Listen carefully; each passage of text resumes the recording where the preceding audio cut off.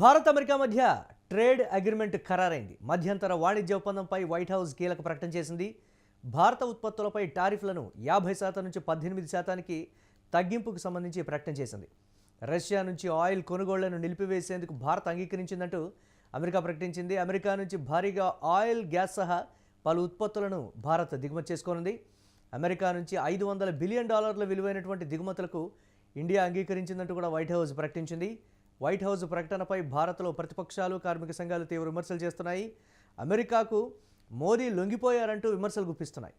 India committed to not only no longer purchasing Russian oil, but buying oil from the United States, also perhaps from Venezuela too, which we know will now have a direct benefit on the United States and the American people.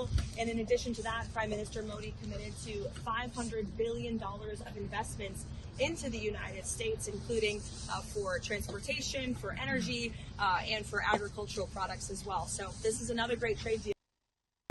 కీలక ప్రకటనని చూసాం. ఇక దీనికి సంబంధించి మనతో మాట్లాడటానికి ప్రముఖ analyst మనం కోటేశ్వరరావు గారు ఉన్నారు అందుబాటులో.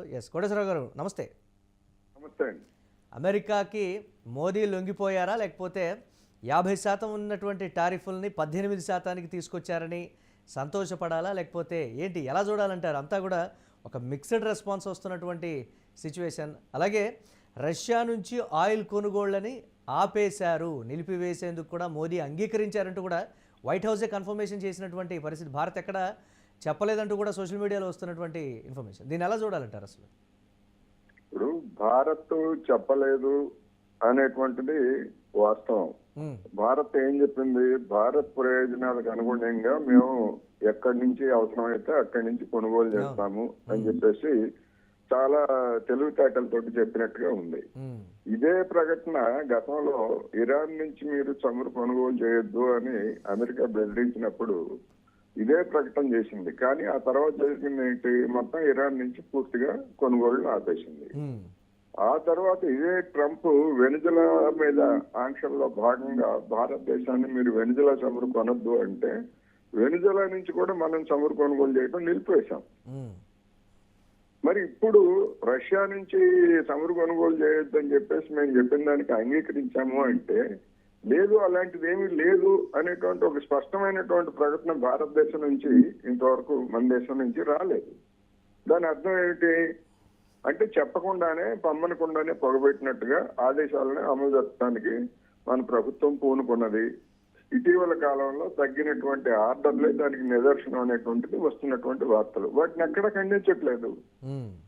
దాని అర్థం ఏంటి అంటే అమెరికా ఒత్తిడికి లొంగిపోయింది అనేటువంటిది ఒకటి. ఇక్కడ చమురు సమస్య కాదు, చమురు కొనుగోలు చేయడం అనేటువంటిది ఒక అంశం అయ్యేట్లయితే రష్యా నుంచి చమురు కొనుగోలు చేయడం కనుక నిలిపివేసేట్లయితే దాంతో వచ్చేటువంటి రాజకీయ పరమైనటువంటి అంతర్జాతీయ రాజకీయాల్లో భారత్, రష్యా, చైనా ఈ సంబంధాల్లో వచ్చేటువంటి పరిణామాలు దేనికి నాంది పలుకుతాయి అనేటువంటిది ఇక్కడ మరొక కొత్త చర్చ ఇప్పుడు ప్రారంభమవుతుంది.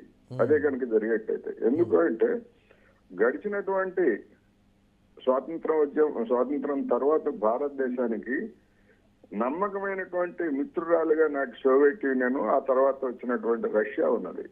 అటువంటి దాని నుంచి అమెరికా ఒత్తిడికి లొంగి కొనుగోలు చేయటం నిలిపివేయడము అంటే డెఫినెట్ గా సంబంధాలు వాళ్ళు కూడా పునరాలోచించుకుంటారు కదా. పుతిన్ కూడా పునరాలోచించుకుంటారు కదా, భారత్ పట్ల ఎట్లా ఉండాలి, ఏ విధంగా చేయాలనేటువంటిది. అందుకని మరి ఈ గేమ్ ఎందుకు ఆడుతున్నారు అనేటువంటిది ఒకటైతే, ఇప్పుడు మీరు చెప్పినటువంటి ట్రేడ్ డీల్ కి సంబంధించి పూర్తి వివరాలు ఇంకా బయటకు రాలేదు. ఒకవైపు నుంచే వస్తున్నాయి. $50 ఉన్నటువంటి దాన్ని $500 మేము ఎగుమతులు చేస్తామని వాళ్ళు చెప్తున్నారు. 18% సుంకాలు అంటున్నారు. మరి మన దేశం విధించేటువంటి సుంకాల గురించి ఏమో 0 అని చెప్పేసి చెప్తున్నారు. మనం ఎందుకంటే 0 ఎందుకు చేయాలి, 18% మన వస్తువులకి అక్కడ ఎందుకు మనం ట్యాక్సులు భరించాలి? ఇది కదా సామాన్య జనానికి అర్థం కానటువంటి విషయం. పార్లమెంట్ సమావేశం జరుగుతా ఉంది. పార్లమెంట్ సమావేశంలో మరి కనీసం ట్రంప్ ఇద్దరు సమన్వయపరుచుకొని, ట్రంప్, నరేంద్ర మోడీ సమన్వయపరుచుకొని ఒకేసారి చెప్పడం అంటే అది సమాన భాగస్వాములు. అలా కాకుండా బ్రిటిష్ వాళ్ళ పాలనలో రాణి గారు మన దేశం గురించి ప్రకటన చేసినట్టుగా ఇప్పుడు ట్రంప్ ప్రకటన చేయడం అనేటువంటిది మరి మన యొక్క ఆత్మ గౌరవానికి కూడా ప్రశ్న అనేది నా అంటే ఎస్ తుగ్లక్ వ్యవస్థను నమ్ముకోవడం కన్నా ఎప్పటి నుంచో ఉన్నటువంటి చిరకాల మిత్రుడిని నమ్ముకుంటేనే బాగుంటుందని కూడా కొంతమంది నిపుణులు కూడా చెప్తున్నటువంటి మాట కింద ఉంది కదండి. ఎప్పుడు ఎలా మారుతుందో తెలియనటువంటి అమెరికా తీరుకు మనం ఇదయ్యే కన్నా కానీ ఎస్ రష్యానే నమ్ముకుంటే బాగుండేది అనేటువంటి ఒక మాట కూడా ఉంది. దీన్ని ఎలా చూడొచ్చు అంటారు కోటేశ్వరరావు గారు?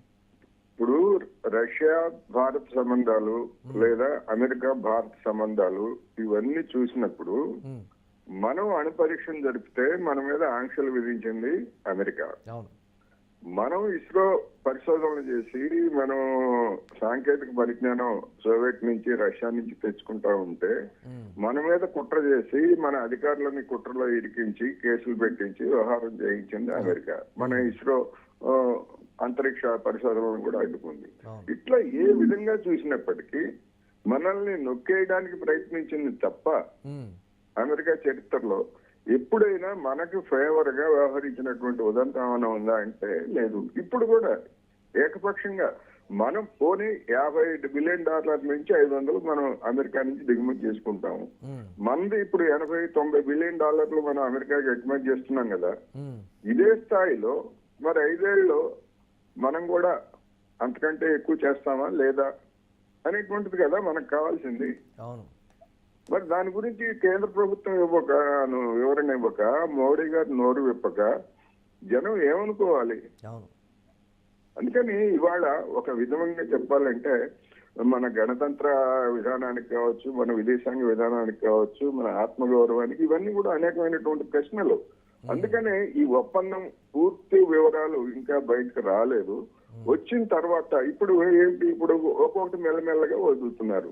వ్యవసాయ ఉత్పత్తుల మీద ఏమీ లేదు అని చెప్పేసి మన పీయూష్ గోయల్ గారు చెప్తారు. అంటే భారత్కి సంబంధించినటువంటి అంటే ఇక్కడ ఉన్నటువంటి డిస్కషన్ ఏంటంటే భారత్కు సంబంధించినటువంటి నిర్ణయాలు కావచ్చు, లేకపోతే ఇతరత్ర భారత్లో ఈ విధంగా డిసైడ్ అయిపోయారని కూడా అమెరికా పర్సన్ బయటకు వచ్చి అధికార ప్రతినిధి బయటకు వచ్చి చెప్పడం అది ఒక ఇది దాని అలా చూడండి.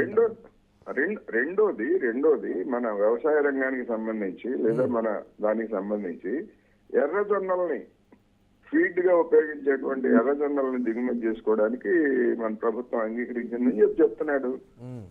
మరి మన దేశంలో మరి ఆ ఫీడ్ కి పనిచేసేటువంటి మొక్కజొన్న రైతులు ఏం కావాలా, లేదా ఇక్కడ పండించేటువంటి జొన్న రైతులు ఏం కావాలా? ఇలాంటి అనేకమైనటువంటి ప్రశ్నలు ఇప్పుడు ట్రంప్ దశల వారీగా ఒక్కొక్కటి మెల్లగా అంటే ఒక్కసారిగా మొత్తం చెప్పేట్లయితే నరేంద్ర మోడీ గారికి ఇబ్బంది వస్తుంది అనేటువంటి ఎత్తుగడతోటి ట్రంప్ మోడీ గారి రక్షణ కోసం ఏంటంటే మెల్లమెల్లగా వదులుతున్నారు. అందుకని కంప్లీట్ గా వచ్చిన తర్వాత మనకి దీని యొక్క విశ్వరూపం ఏమిటి, మనం ఎంత నష్టపోతున్నాము, మనకెంత లబ్ధి కలుగుతుంది అనేటువంటిది మనకు తెలుస్తుంది. ఇప్పుడు ఉమ్మడి ఒప్పందం అంటారు. ఉమ్మడి ఒప్పందం గురించి అమెరికా వాడికి చెప్పడం ఏమిటి? వీళ్ళు కూడా చెప్పాలి కదా సైమల్టేనియస్ గా. ఎందుకంటే ఇప్పుడు అమెరికాలో మన రాయబారి ఉన్నాడు, లేదా ఢిల్లీలో అమెరికా రాయబారి ఉన్నాడు, లేదా ఇతర ప్రతినిధులు ఉన్నారు. ఇక్కడ ఉన్నటువంటి వాళ్ళతోనో అక్కడ ఉన్నటువంటి వాళ్ళతోనో ఉమ్మడిగా ఒక ప్రెస్ కాన్ఫరెన్స్ పెట్టి ఇదిగో ఈ ఒప్పందం కుదిరిందని చెప్పాలి కదా. ఎందుకంటే మన ఐరోపా యూనియన్ తోటి మన దేశంలో ఒప్పందం కుదుర్చుకున్నప్పుడు వాళ్ళు ఇక్కడికి వచ్చారు, మన అధికారులు ఉన్నారు, అది ఒక పద్ధతి, ఈక్వల్స్ మధ్య ఒప్పందం. మరి దీని వ్యవహారం ఏంటి? ఎందుకని ఈ విధమైనటువంటి దోబూచులు అట్లాడుతున్నారు? జనంలో ఉన్నటువంటి ప్రశ్నలు ఇవి. వీటికి సమాధానం చెప్పకపోయేట్లయితే లోక్సభ సమావేశాలు జరిగేటువంటి అవకాశం లేదు. నరేంద్ర మోడీ గారు మరి లోక్సభకు వస్తారా రారా అనేటువంటిది కూడా ప్రశ్నార్థకంగానే కనిపిస్తూ ఉంది. థ్యాంక్ యూ కోటేశ్వరరావు గారు, మీ వాల్యుబుల్ అనాలిసిస్ ఇచ్చినందుకు. ఇక భారత్ అమెరికా మధ్య ట్రేడ్ అగ్రిమెంట్ అయితే ఖరారైపోయింది. మధ్యంతర వాణిజ్య ఒప్పందంపై వైట్ హౌస్ కీలక ప్రకటన చేసింది. భారత ఉత్పత్తులపై టారిఫ్లను 50% నుంచి 18% తగ్గించింది. రష్యా నుంచి ఆయిల్ కొనుగోళ్లను నిలిపివేసేందుకు భారత్ అంగీకరించిందంటూ కూడా అమెరికా కీలక ప్రకటన చేసింది. అమెరికా నుంచి భారీగా ఆయిల్, గ్యాస్ సహా పలు ఉత్పత్తులను భారత్ దిగుమతి చేసుకోనున్నట్లుగా కూడా తెలుస్తోంది. అమెరికా నుంచి $500 బిలియన్ విలువైనటువంటి దిగుమతులకు భారత్ అంగీకరించిందంటూ కూడా వైట్ హౌస్ చేసినటువంటి ఒక ప్రకటన సంచలనం రేపుతోంది. వైట్ హౌస్ ప్రకటనలకు సంబంధించి భారత్లో ప్రతిపక్షాలు, కార్మిక సంఘాలు తీవ్ర విమర్శలైతే గుప్పిస్తున్నటువంటి పరిస్థితి. అమెరికాకు మోదీ లొంగిపోయారంటూ కూడా తీవ్ర విమర్శలకు దిగారు.